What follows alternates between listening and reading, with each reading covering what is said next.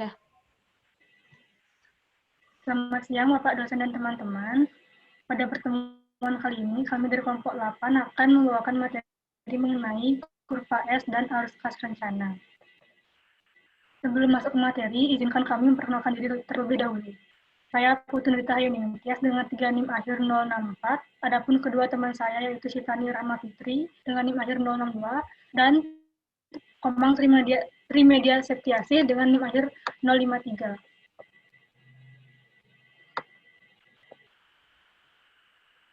Materi pertama yang akan saya bawakan adalah kurva S.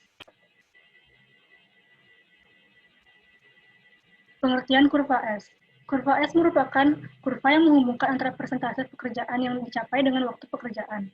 Kurva S ini akan menggambarkan hubungan atau penjumlahan antara kemajuan pelaksanaan pekerjaan secara kumulatif dalam persen 0 sampai 100% pada sumbu Y dan waktu pelaksanaan pekerjaan pada sumbu X, atau suatu kemajuan kumulatif pekerjaan terhadap waktu pelaksanaan.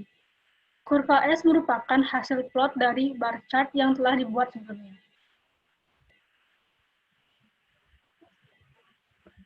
Kurva S dapat menunjukkan kemampuan proyek berdasarkan kegiatan, waktu, dan bobot pekerjaan yang direpresentasikan sebagai persentase kumulatif dari seluruh kegiatan proyek. Visualisasi kurva S memberikan informasi mengenai kemajuan proyek dengan membandingkan terhadap jadwal rencana. Kurva S ini dapat dipakai untuk pengujian ekonomi dan mengatur pembebanan sumber daya serta alokasinya. Menguji perpaduan kegiatan terhadap rencana kerja, pembandingan kinerja aktual target rencana atau anggaran biaya untuk keperluan evaluasi dan analisis penyimpangan. Kriteria kemajuan pekerjaan ditampilkan dalam bentuk persentase kumulatif bobot prestasi pelaksanaan atau produksi. Nilai uang yang dibelanjakan, jumlah kuantitas atau volume pekerjaan, kebutuhan berbagai sumber daya, dan masih banyak lagi ukuran lainnya.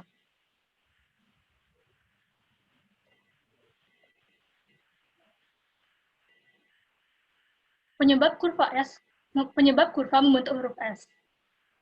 Yang pertama, kemajuan pada awalnya bergerak lambat. Garis awal digambarkan sebagai kondisi di mana roda proyek baru saja mulai berputar, sehingga pelaksana proyek baru mulai terlibat dalam tahap awal pelaksanaan. Yang kedua, seiring berjalannya proyek, banyak pula kemajuan yang dicapai. Hal ini diikuti oleh kegiatan yang bergerak cepat dalam kurun waktu yang lebih lama, sehingga menciptakan kemiringan ke atas yang membentuk bagian tengah kurva S. Titik ini sering disebut titik lentur, karena pada periode ini akan terjadi banyak perubahan pada frekuensi kerja hingga anggaran yang dikeluarkan. Dan yang ketiga, akhirnya kecepatan kemajuan menurun dan berhenti pada titik akhir atau titik stabil, di mana pada titik ini biasanya sebagian besar pekerjaan proyek telah selesai dan mulai memasuki masa tenang. Dari penjelasan tersebut dapat disimpulkan bahwa kurva S yang baik adalah pelan di awal pekerjaan, kemudian cepat di tengah, dan santai lagi di akhir pekerjaan.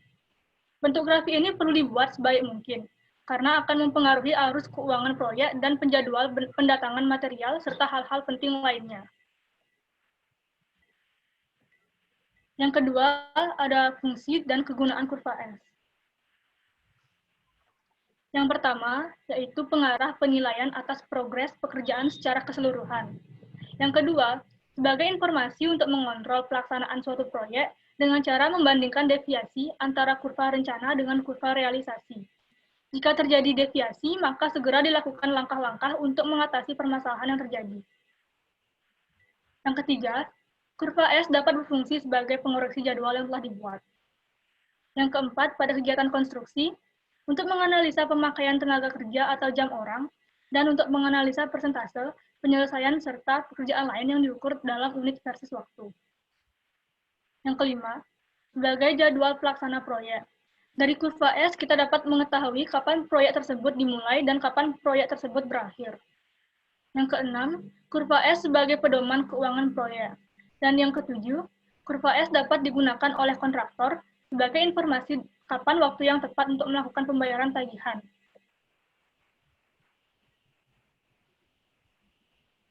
Yang ketiga adalah langkah pembuatan kurva S. Dalam pembuatan kurva S diperlukan beberapa data seperti time schedule dan bar chart. Time schedule merupakan rencana alokasi waktu untuk menyelesaikan masing-masing jenis pekerjaan proyek yang secara keseluruhan adalah rentang waktu yang ditetapkan untuk melakukan suatu proyek.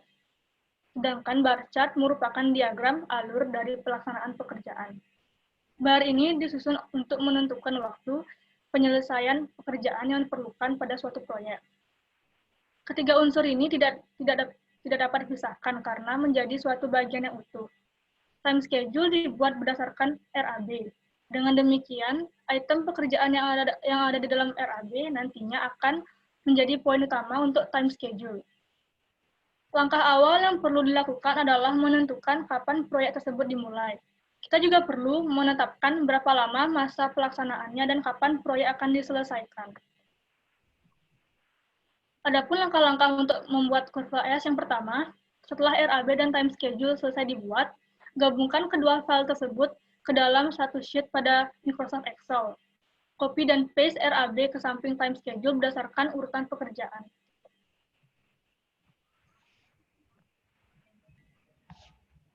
Lalu langkah selanjutnya adalah mencari persentase bobot pada masing-masing pekerjaan proyek.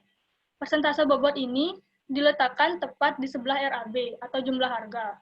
Bobot pekerjaan dicari dengan menggunakan rumus jumlah harga satu item pekerjaan dibagi total harga keseluruhan dikali 100%, sehingga didapatkan angka-angka seperti pada gambar. Misalnya pada pekerjaan pendahuluan dengan jumlah harga 27 juta, maka persentase bobot yang dapat dicari yaitu 27 juta dibagi dengan 357 juta dikali dengan 100%, sehingga didapatkan persentase bobot senilai 7,56%. Dan begitu pula seterusnya hingga didapatkan bobot senilai 100%. Lalu buat kolom baru di samping persentase bobot, yaitu kolom untuk menyajikan waktu pelaksanaan pekerjaan. Pada gambar berikut, waktu pelaksanaan pekerjaannya berlangsung selama 4 bulan, yaitu dari bulan Maret hingga bulan Juni 2017. Jika sudah selesai, kita tambahkan baris pada masing-masing uraian pekerjaan. Sel ini nantinya digunakan untuk menampilkan bar chart. Langkah selanjutnya adalah membagi bobot dengan minggu yang dibutuhkan untuk menyelesaikan item pekerjaan. Lakukan sampai semua item terbagi sesuai dengan perkiraan waktu dan kebutuhan waktu pekerjaan setiap itemnya. Pada langkah ini, sesuaikan dengan bar chart yang sudah disediakan. Contohnya, pekerjaan pendahuluan membutuhkan waktu selama 2 minggu, sehingga bagian bobot dari item pekerjaan tersebut dibagi 2.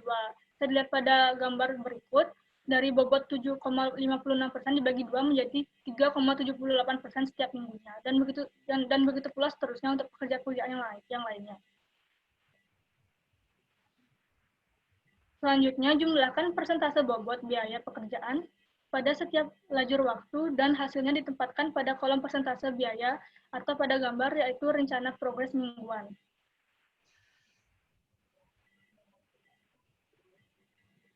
Tahap selanjutnya adalah membuat biaya kumulatif atau rencana progres kumulatif dari persentase bobot biaya pekerjaan atau rencana progres mingguan.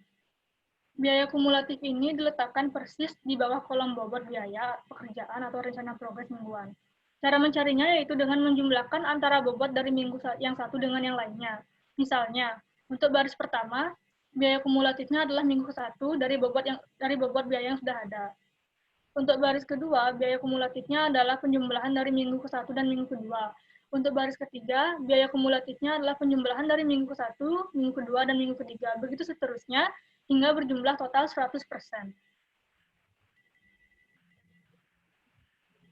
Lalu, di sini kita akan membuat kurva S. Hubungan antara persentase kumulatif atau sumbu X dengan nilai persentase atau sumbu Y ditarik sebuah garis yang membentuk huruf S. Garis yang dihasilkan inilah yang disebut dengan kurva S. Kurva S ini berfungsi untuk memberikan gambaran kemajuan setiap pekerjaan terhadap fungsi waktu. Cara membuatnya di Microsoft Excel yaitu seleksi data rencana progres kumulatif, lalu klik tab Insert dan pilih graphic line. Kita pilih jenis line with markers. Nantinya grafik garis akan muncul dalam lembar kerja. Berikutnya, kita tinggal menyesuaikan grafik tersebut sesuai dengan kebutuhan, misalnya menghapus background, elemen-elemen grafik yang tidak dibutuhkan, dan menyesuaikan ukuran dengan tabel waktu pelaksanaan. Yang keempat adalah kelebihan dan kekurangan kurva S. Adapun kelebihan dari kurva S, yaitu yang pertama, mudah dalam membaca waktu suatu pekerjaan. Yang kedua, mudah dalam membaca waktu pekerjaan diselesaikan. Yang ketiga, memberikan informasi cepat, normal, atau terjadi keterlibatan pelaksanaan setiap pekerjaan dalam pelaksanaan suatu proyek. Yang keempat, memberikan informasi mengenai hubungan persentase pekerjaan yang telah dilaksanakan. Sedangkan kekurangan kurva S yaitu yang pertama, tidak memberikan informasi mengenai rincian pekerjaan secara pasti, seperti susunan pekerjaan yang sesuai dengan pelaksanaan di lapangan. Yang kedua, tidak memberikan informasi mengenai hubungan ketergantungan antar kegiatan. Dan yang terakhir, tidak memberikan informasi mengenai adanya kegiatan-kegiatan dengan waktu kritis, sehingga tidak dapat dilakukan percepatan suatu pekerjaan bila terjadi keterlambatan. Untuk materi selanjutnya akan dibawakan oleh teman saya. Selanjutnya ada arus kas rencana.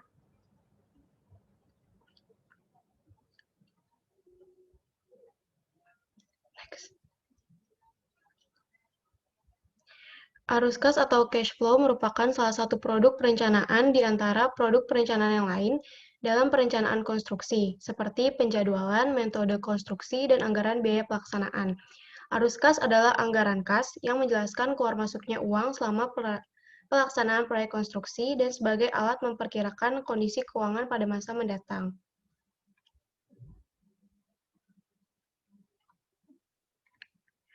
Pengertian dari arus kas rencana sendiri, rencana cash flow pada pelaksanaan proyek adalah data perkiraan penerimaan pembayaran dan pengeluaran pembayaran. Dengan demikian diperoleh dari data perkiraan kapan, yakni bulan-bulan apa saja periode pelaksanaan proyek yang bersangkutan memerlukan dana operasionalnya.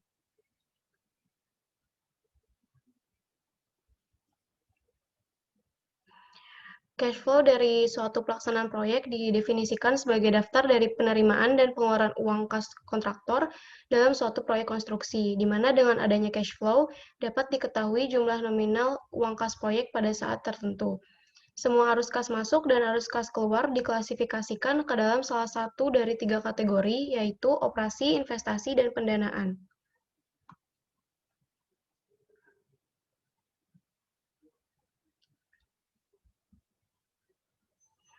Setiap proyek selalu terdapat cash inflow dan cash outflow. Progres pembayaran yang diterima oleh kontraktor mencerminkan arus masuk dan arus keluar. Arus keluar meliputi pembayaran kontraktor kepada subkontraktor, pemasok, pengembalian pinjaman, upah tenaga kerja, sewa alat, dan lainnya. Arus masuk meliputi pembayaran termin, dana pinjaman, modal awal, dan lainnya. Estimasi dari semua pemasukan dan pengeluaran, data transfer aktual yang diharapkan, dan data pembayaran digunakan untuk peramalan cash flow. Cash flow yang positif menunjukkan kontraktor menerima pemasukan lebih besar dari pada dana yang dikeluarkan. Cash flow yang negatif menunjukkan keadaan yang sebaliknya.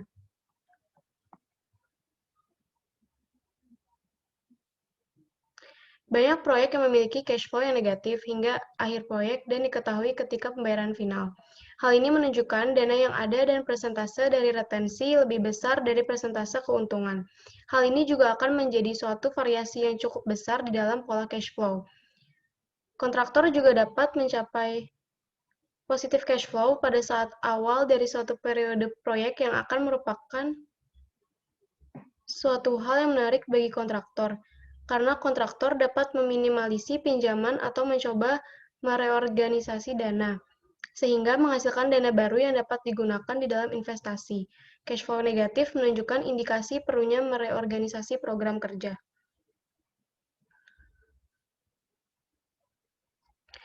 Peranan arus kas pada proyek konstruksi. Yang pertama, arus kas menggambarkan resiko keuangan pada proyek. Karena arus kas menggambarkan jumlah uang yang akan dibutuhkan selama pelaksanaan proyek, sebagai fungsi dari waktu dan akan memberi peringatan sebelum terjadi masalah. Kemudian, analisis arus kas sangat penting untuk mendapatkan gambaran integrasi biaya waktu dari suatu proyek, mengingat biaya dan waktu merupakan dua hal penting dalam kesuksesan suatu proyek konstruksi. Selanjutnya, arus kas menyimpulkan dan memberikan gambaran singkat mengenai seluruh bentuk situasi keuangan proyek yang akan dengan mudah dipahami oleh manajer proyek, kontraktor, pemilik, atau penyedia jasa lainnya.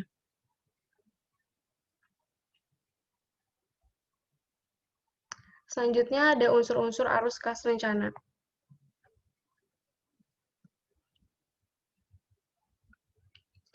Yang pertama, ada jadwal penerimaan. Pada proyek konstruksi, realisasi penerimaan ditentukan oleh cara pembayaran yang telah ditetapkan dalam kontrak konstruksi. Cara pembayaran kontrak konstruksi dilakukan sesuai kontrak yang disepakati antara lain pembayaran dengan uang muka atau tanpa uang muka, pembayaran bulanan, pembayaran termin, dan pembayaran sekali di akhir. Rencana jumlah penerimaan umumnya berkaitan dengan besarnya prestasi pekerjaan. Oleh karena itu, prestasi pekerjaan pada waktu tertentu, misalnya tiap akhir bulan, harus diperkirakan secara cermat.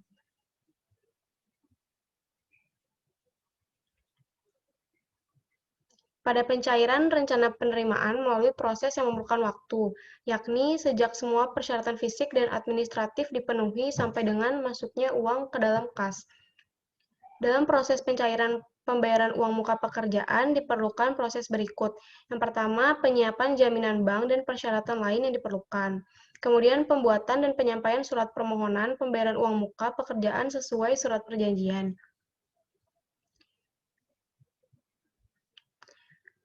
Yang ketiga, proses penelitian terhadap surat permohonan. Jika pada proses ini ternyata ada kekeliruan, maka proses di atas harus diulang.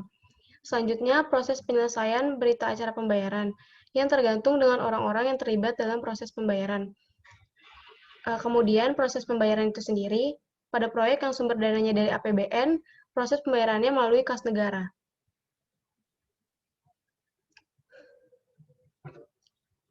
Setelahnya ada jadwal pengeluaran. Untuk perhitungan cash flow proyek, biasanya pengeluaran biaya tidak langsung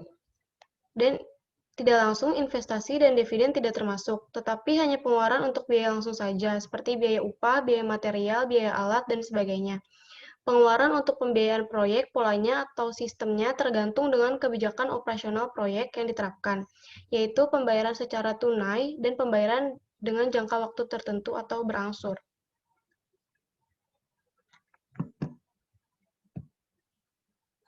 Untuk pembayaran tunai yang umumnya didukung dengan pinjaman dari bank adalah harga beli relatif murah, tetapi kelemahannya harus membayar bunga pinjaman. Sebaliknya, untuk pembayaran kredit, kelebihannya tidak memerlukan pinjaman yang konsekuensinya bunga, tetapi kelemahannya harga beli barang atau jasa relatif tinggi. Porsi kedua cara pembayaran masing-masing diatur sedemikian rupa sehingga menimbulkan dampak tambahan biaya yang terkecil.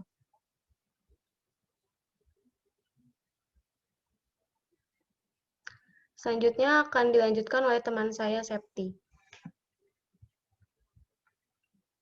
Baik, selanjutnya adalah kas awal. Proyek dengan fasilitas pembayaran uang muka sekalipun tetap memerlukan kas awal. Hal ini disebabkan karena pencairan uang muka pekerjaan memerlukan waktu, sehingga tidak memungkinkan cair sebelum pekerjaan dimulai. Kas awal adalah sejumlah uang yang harus disediakan pada awal kegiatan proyek sebagai modal awal, yang nantinya harus dikembalikan penerimaan proyek di akhir pekerjaan.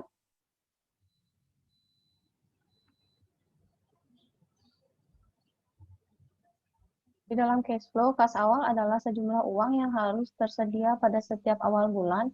Dengan demikian, kas akhir pada bulan N adalah merupakan kas awal pada bulan N+1. Besar kas awal bergantung pada kemampuan perusahaan dalam penyediaannya. Kas awal yang disediakan untuk proyek biasanya tidak terlalu besar. Misalnya untuk pengeluaran bulanan pertama saja. Jika pada bulan berikutnya terjadi defisit, maka diatasi dengan modal pinjaman dari bank atau induk perusahaan.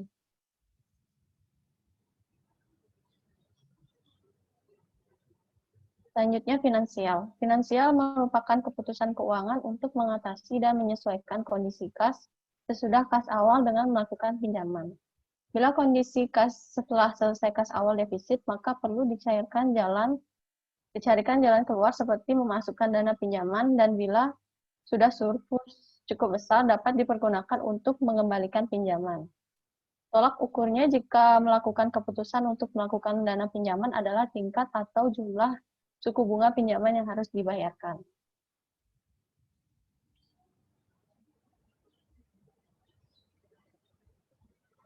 Dengan keputusan finansial yang baik, akan menghasilkan bunga pinjaman yang lebih kecil. Kebutuhan finansial dipengaruhi oleh kebijakan keuangan atau pembiayaan dan kebijakan operasional. Kebijakan operasional dan kebijakan pembiayaan menghasilkan jadwal penerimaan dan pengeluaran. Makin besar defisit, maka mengakibatkan kebutuhan dana finansial menjadi lebih besar.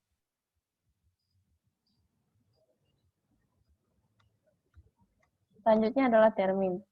Termin adalah pembayaran dari pemberi tugas kepada pemberi jasa berdasarkan progres pekerjaan sesuai kesepakatan dalam kontrak. Proses cairan penerimaan memerlukan waktu 1 bulan setelah prestasi dicapai untuk menyelesaikan prosedur penagihan.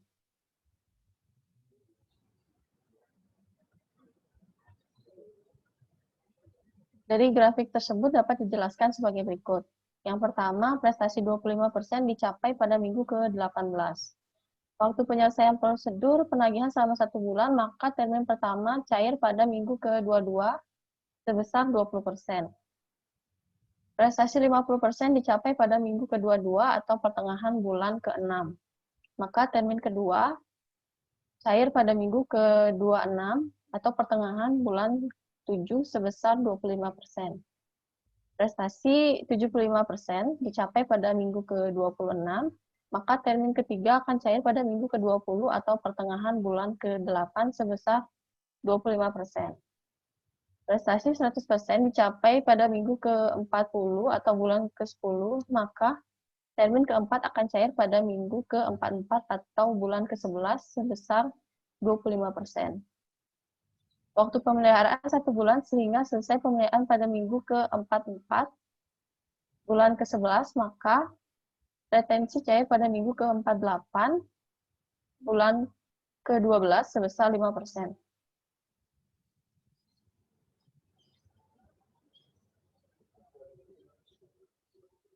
Kegunaan dari retensi adalah untuk memastikan bahwa kontraktor akan menyelesaikan proyek dengan kondisi yang telah disetujui, sebagai bukti nyata untuk menghadapi kontraktor apabila standar pekerjaan tidak terpenuhi atau terjadi kegagalan, sediakan dana apabila kontraktor lain diperlukan untuk menyelesaikan pekerjaan, dan yang terakhir adalah kepercayaan owner akan lebih kuat jika menggunakan jaminan uang.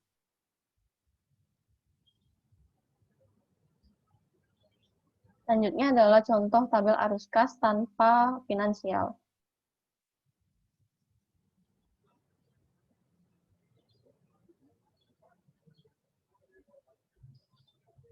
Dan ini adalah contoh tabel arus kas dengan finansial.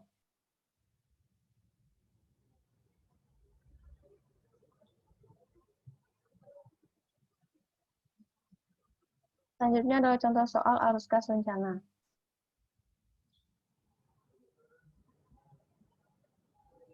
Untuk soal yang pertama, sebuah perusahaan konstruksi berencana membuat tabel arus kas untuk proyek pembangunan rumah Bapak Anom. Buatlah perhitungan arus kas rencana tanpa finansial pembangunan rumah Bapak Anom. Berikut adalah data dari bulan, progres, dan biaya konstruksi. Dan yang di sebelah kanan itu adalah data dari pembayaran termin dari pemberi tugas.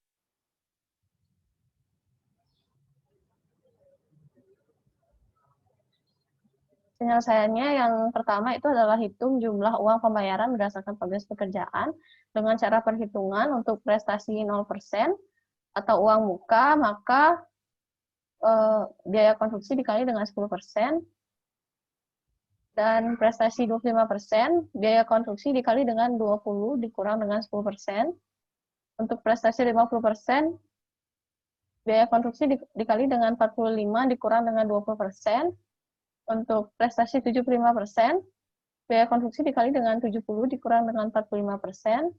Untuk prestasi 100%, biaya konstruksi dikali dengan 95 dikurang 70%, dan yang terakhir adalah retensi 5%, yaitu adalah biaya konstruksi dikali dengan 5%.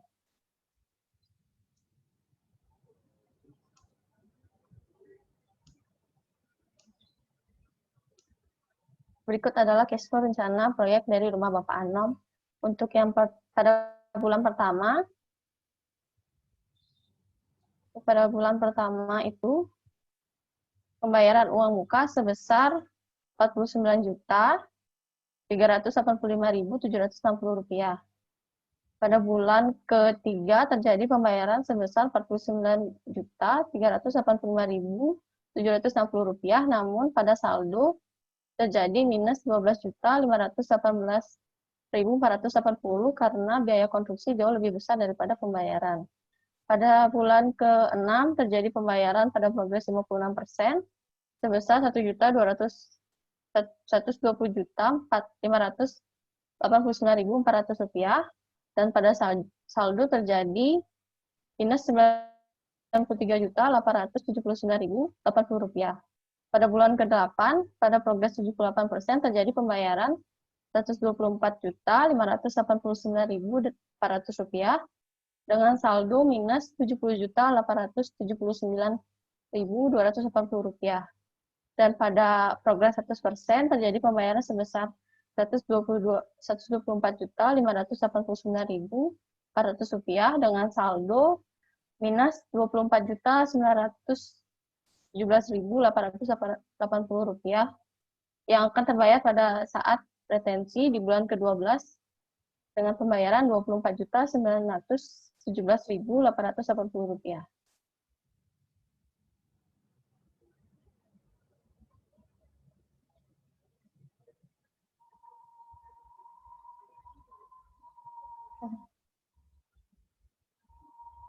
Selanjutnya, dari data-data biaya dan progres pekerjaan di bawah ini, buatlah arus kas finansial dengan batas saldo akhir yang positif. Untuk ketentuan yang pertama, nilai kontrak sebesar Rp875 juta, uang muka 10% dari nilai kontrak, provisi 1% dari pinjaman, bunga bank sebesar 6% per tahun, dengan termin sebagai berikut: progres 25% dibayarkan 20%, progres 50% dibayarkan 45%, progres 70% dibayarkan 65%, progres 85% dibayarkan 80%, progres 100% dibayarkan 95%, dan retensi 5% dari nilai kontrak akan dibayarkan pada bulan ke-12. Pinjaman harus dikembalikan dalam jangka waktu 10 bulan, uang muka harus dikembalikan dalam masa konstruksi, dan saldo awal ditetapkan sebesar Rp25 juta dengan data biaya konstruksi sebagai berikut.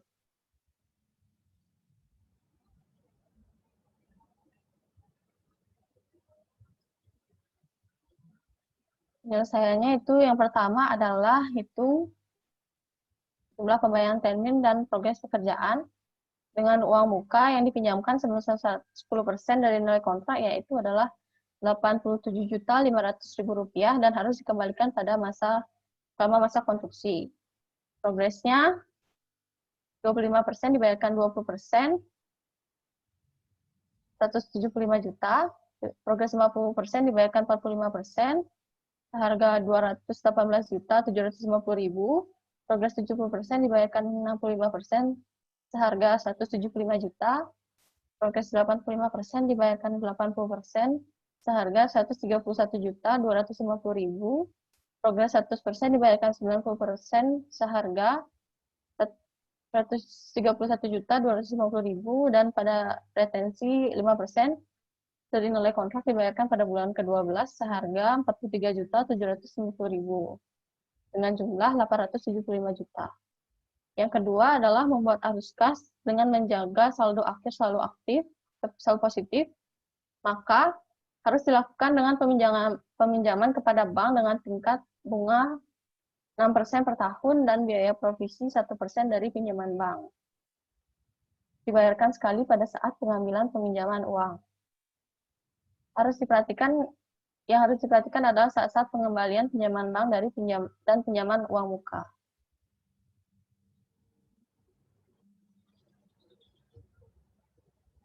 Selanjutnya adalah tabel cash flow. Untuk uraian yang pertama itu di atas ada bulan 1 sampai dengan 12. Yang di bawahnya adalah progres dari 3% sampai dengan 100%. Selanjutnya uang muka sebesar Rp87.500.000. Di bawahnya itu adalah pembayaran termin pada persentase ke-20, ke 53%, ke 72%, ke 89%, dan 100%. Pada bulan kedua dilakukan peminjaman pada bank sebesar Rp62.500.000 dengan subtotal sebagai berikut. Pengeluaran biaya konstruksi sesuai dengan tabel yang di atas, dan bunga sebesar Rp300.112.500 yang dibayarkan selama 10 bulan, dan pengembalian uang muka 25 juta pada bulan ke-11 dan 62.500.000 pada bulan ke-12. Selanjutnya pengembalian bank itu pada bulan ke-12 dengan provisi sebesar 625.000. Seperti yang pada tabel, pada saldo akhir itu ada positif 76.131.500 rupiah.